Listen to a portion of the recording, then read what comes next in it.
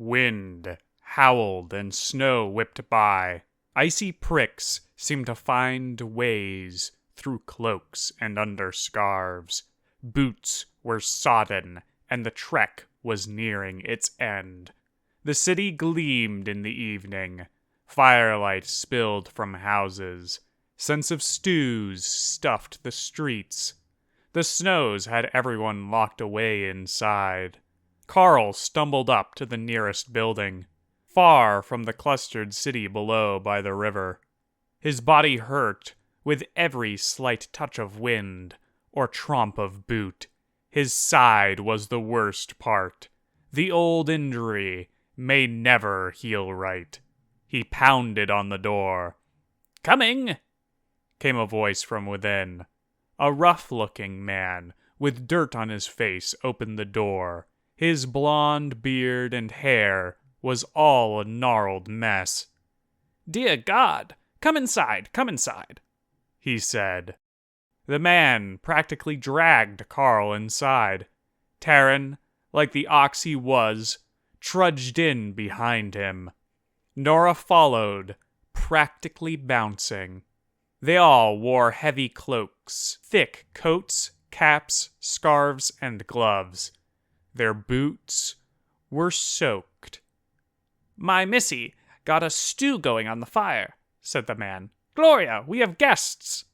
"I told you, you blasted old frog. We're starting winter, so don't pull in any more strays." A small group of children sat around the fire. Many of them were obviously the hosts. Many were obviously not. Carl stiffly crouched to the floor, in the space the children squeezed together to make. Nora served him a ladle of stew, then Terran, as he squeezed next to a few of the boys. She served herself and slung herself across Carl's lap. "You're too young for this," Carl grumbled. "I'm not sitting on Terran's lap. That'd be weird. And there isn't any other space." "Mister, are you a knight?" one of the children asked, innocently. Carl ignored Terran's warning glare and looked at Nora. "Sometimes I doubt it myself. But yes." The children leaned in, crawling over each other to get a closer look. Questions swarmed in, and tales were demanded. The chatter died down as he began. "It was the middle of summer. That day, the sun peered beneath the clouds through the falling rain. The light glinted like falling stars. I was escorting a fair lady across the empire. Her carriage was large and grand. It had silver in its reins, and it was painted the bluest blue. Before us lay down a tree across the road. The chips of wood and the axe-bitten bark made the purpose clear. I descended from the carriage, putting a hand on the grip of my sword, and bellowed, 'What foul men wish us harm this day?'" Terran smiled at this. Carl could keep curses from his tongue, though he also knew that the man most certainly hadn't kept his tongue clean back then. A man came forth. He was once dressed richly. The purple tunic was faded in splotches, poorly patched, and caked in mud. He was Harlorn, the fox. The once mercenary had seen better days when the wars were hot. His face was wan, and his red goatee full of dirt. His once well-coiffed hair a tangled mess. The man bowed his head and smiled slyly. "Foul we may be, good sir, but no harm need be done. We have you surrounded, and only a handy toll payment, if you will, for our aid for removing this tree." "Do you truly wish to threaten one such as me with your dubious business?" I said. "You are young and ignorant, knight." He raised a hand, and movement came from the bushes. Men with crossbows or simple blades. My blade whipped from its sheath, only to stop a hair from the fox's neck. It appears you believe that we have no ground to stand on, yet you are within my reach. The fox's eyes widened. You are quick with that monstrous blade. But know you risk your lady's life and purity? No fox likes a hen with a hound who bites. The fox considered. Then he moved. Quick as his namesake, he retreated. Bolts flew from the brush, hitting a horse, the earth, and brushing my shoulder. I dove forward, forcing the fox to draw his own longsword. Our blades clashed a dozen blows. Men came from the hills into the valley. My duel with the fox was swift and brutal. My blade was a hand's width longer, and this edge allowed me to pin the fox to his own tree and take the thief's hand before his men arrived. 4 men were coming now, and I strode up the hill to meet 2 of them as they fell on me. Their skills were mediocre, and it was clear that they were bowmen. Their arming swords were far too short, and I had both slain swiftly. Turning, the 3rd of the goons fled over the tree. The 4th. Carl paused, watching the children rile up from the denial of his tale. I heard a scream from the carriage. The door on my side opened, and the fair lady's dress spilled from the interior. She screamed as the 4th men dragged her back by her golden locks. "You're a dead man," I said. "Only if you slink back from whence you came, that you may live. Hurt her any more, and your doom shall be brought to you." The man shivered and stuttered. I think your honor holds you still." He began to shuffle away, his blade at my lady's throat. Tears ran from her eyes. "Move and she dies." My honor held my feet, and I waited. The man vanished into the brush, and I swiftly followed the sniffling of my lady. I followed the man for the rest of the day. Each glimpse of the man showed his fears flee, and other horrid emotions filling the vacancy. Soon the cry I expected occurred. At this, knowing the bandit was distracted, I ambushed him. In a spray of blood, he died from a thrust through his back. I tossed the corpse away from my fair lady. She gasped and was in shocked silence. I knelt to wipe a single drop of blood that had landed on her face. I rose with her in my arms and carried her to the cart. "Then you kissed?" asked one of the girls. "Then we kissed," Carl lied. Nora punched his shoulder with feigned envy. The children asked questions about the fair lady and whether or not the fox still lived. Taryn silently ate and watched closely. Nora had no understanding of what she was doing to Carl. She was far too young for this, but his attempts to curtail her had all backfired. It had been a year since they visited the witch's hut, and vampires were getting harder and harder to find. Luckily, Nora's need for blood had slowed after her unnatural growth spurt. "Are you here to swear fealty to the new lord and lady?" asked the host. "I myself had my doubts when they assassinated the previous lord and his family. But the taxes are cheaper than ever, and burglars have all but disappeared. We've seen quite a few knights come through and swear their blades to the lord and lady." "We have come to observe and consider. It is unlikely, as I have my own lord, but it is possible for us to choose the new lord and lady." "That would be wonderful," the bearded man said. Clouds far above sprinkled the sky. The sun reflected off the snow, blinding Carl as he left the hut with Taryn. The two plotted out around noon. The host had dug out to his outhouse, but the path to the city was still covered in deep snow. Taryn and Carl took turns carrying Nora, or pushing through the snow. Despite them seeing the city from the hill above at the start of their trudge, it was dark by the time they arrived. Nora pushed to the gate into the city. The slums that had surrounded the city proper spilled firelight across their path.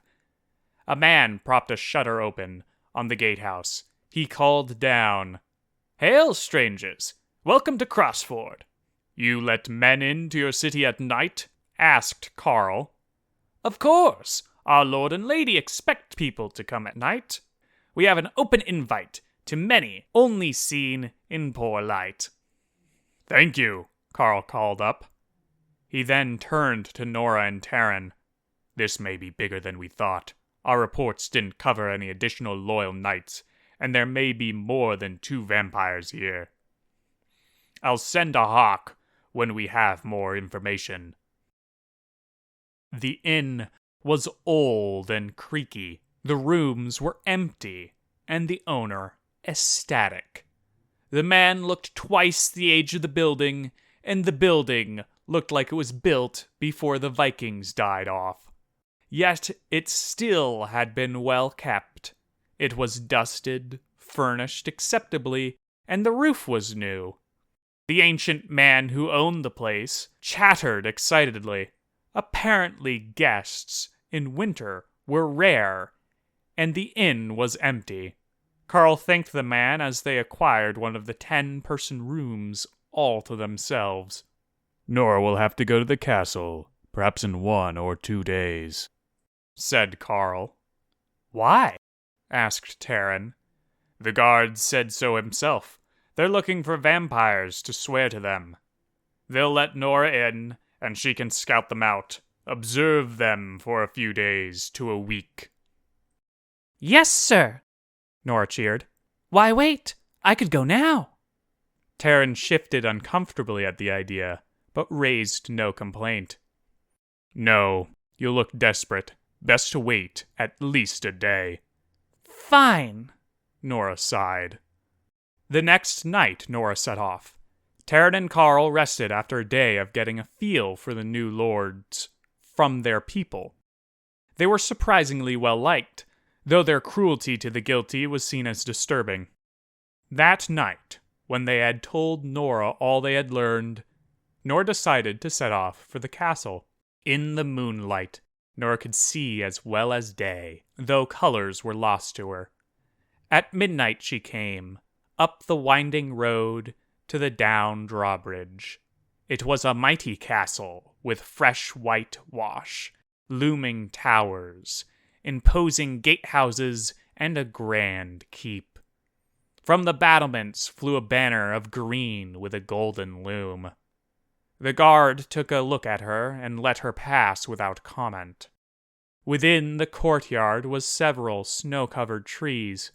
Firelight spilled from the grand windows, the like of which Nora had never seen.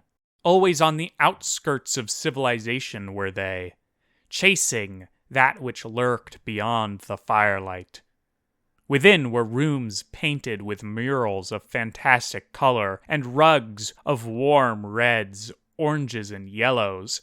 Huge, ornate furniture sported silky cushions that looked soft as clouds. The rooms were well lit and full of things, but there were no people in them. She wandered the shoveled paths till finally she came to a simple stair, to a heavy wooden door. She strode up the stairs and knocked on the door. There was silence. She knocked twice more, and harder each time. She was starting to get nervous. She unlatched the door, finding it unlocked and unbarred. It swung in smoothly. Within was an unlit hall, thick with carpet, and on the walls hung rugs of fantastic patterns, all dulled by the darkness. Nora kicked her boots off and started walking through the halls. It was pretty warm in the castle, even in the entry hall. Past the thin hall was a larger one. On one end, a great window, curtained to the world beyond. On the other end, a high dais where the lord and lady would sit for feasts. No feast was happening now, though the long tables were clothed and set, though grand candelabras glowed with live candles, and fire blazed bright and hot in the twin fireplaces. From the feasting hall went 5 doors, one that Nora had come from, one to stairs to climb higher into the keep. They were wide and straight. One door to a curving stair that went up and down, one to the kitchens and storerooms. The last gave access to inside the outer walls. Nora took the stairs upward to the 2nd floor of the keep. There, at the top of the stairs, she found a man. His nose was long, thin, and sharp, his brows and face to match. A goatee pointed from his chin, and his hair was swept neatly to both sides. His eyes were blue, and lines spread from them. Nora found the man both alluring and repulsive in equal measure. "Harlorn the Fox?" asked Nora. "You know of me?" The man asked with a smile. He proffered his left hand, leaving the other behind his back. "I have a friend who has a story about you he is fond of telling." She took his hand, and he lifted her up the last few steps. "Oh, what terrible fate I have! For every woman of beauty such as yourself has heard of me, and no tale of mine has been pleasant since my youth." Still, with her hand in his, he bent to kiss it. Nora slipped her hand away and waved a finger at him. "Even the tales of your youth shine a sickening light on you," she said teasingly. "You wound me. But too many niceties we have traded. Business must be seen to." He motioned to the door beyond. "You have come as kindred spirit to see my lord and lady?" "Yes." He knocked on the door, and a response came soon after. "What is it, Harlorn?" A woman's voice, rich and beautiful. "A young mistress has come to see you. She has your eyes."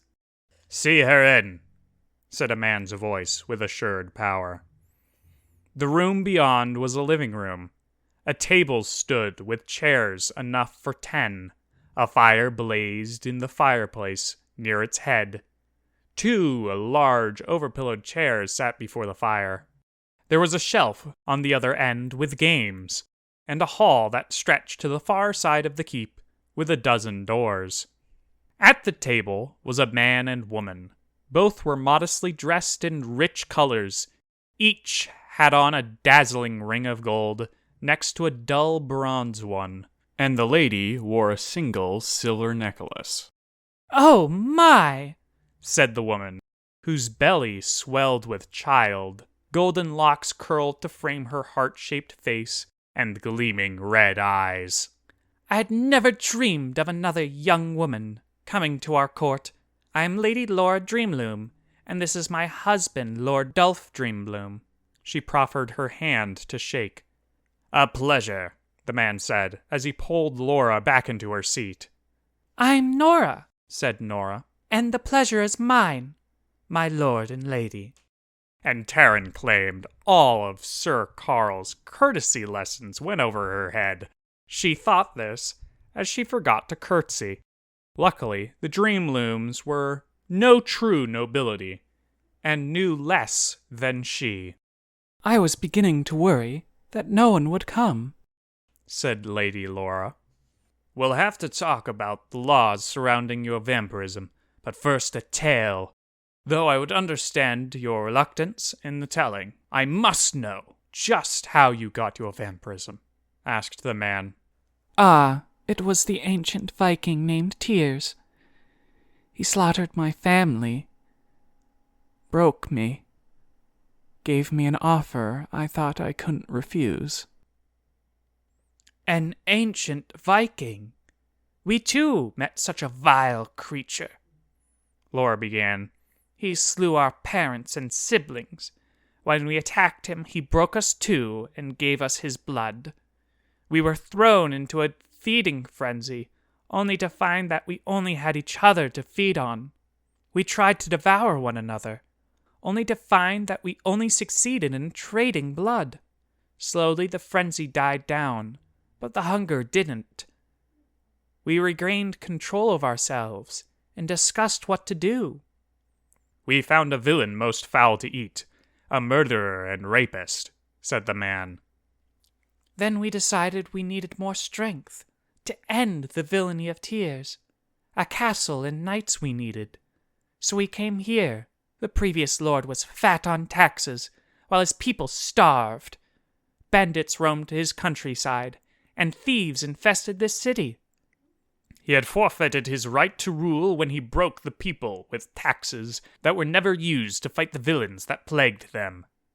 So we now only budget for the guard and to maintain the castle, allowing us a small cut to the tax presented by other lords. Nora's mind began to wander. Yeah, low taxes, minor blood tax, less crime, happy people. Terribly wonderful and dreadfully boring.